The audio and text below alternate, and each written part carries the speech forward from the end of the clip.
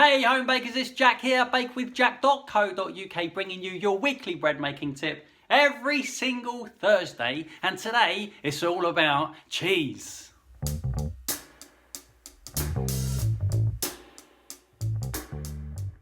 Hey you guys, welcome back one and all, and if you're brand new here, please consider subscribing. I share a bread making little nugget of wisdom with you every single week from my incredible mind.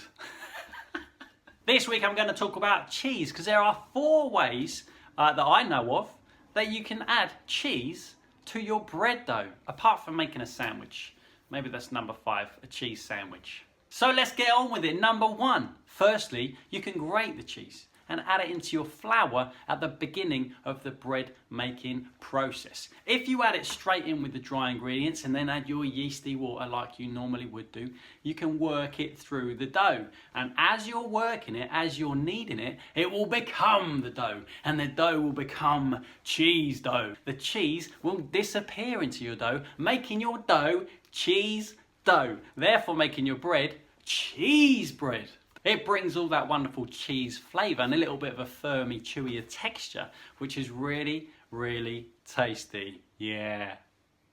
The second time you can add cheese is after the kneading process. Spread your dough out flat, sprinkle your cheese all on top, fold it all up and then work it through a little bit. So you've got little tiny pieces of cheese going throughout your dough. Then rest it up, shape it, rest it, bake it as usual, and you get nice bread with little pieces of molten cheese running throughout.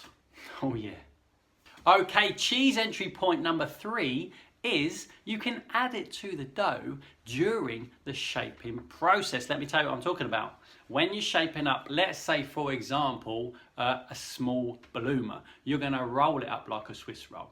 Best thing to do before you start shaping, spread your piece of dough out flat. Sprinkle your cheese on top in a layer and then roll it up like that Swiss roll. And that way you get cheese inside in a sort of Swiss roll layering effect, or sometimes you get a big massive cheese chasm, which is where the cheese melts and the hole opens up and you cut the loaf of bread at the end. You get a big hole lined with cheese. It's absolutely wonderful. I did one on Instagram recently. It came out really, really lovely. You may have already seen it. The only thing to worry about with this technique is that if you're precious about the shape of your loaf, it will affect the shape of your loaf.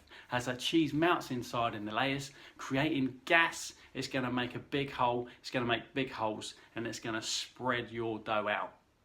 The 4th point where you can add cheese is probably the most simplest one. Pop it on the top after having shaped the dough. You can either egg wash the top or you can spray it with water and stick all grated cheese to the top, and then it will melt on top lovely, and then it will go golden in the oven and you get that nice sort of scorched chewy cheese top, which is so tasty. It's unreal.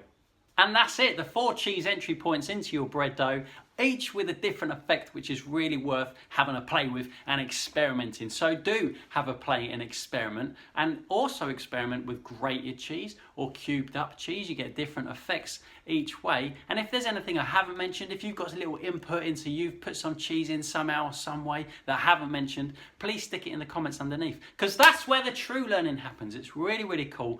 The conversation continues in the comments box underneath, which is awesome.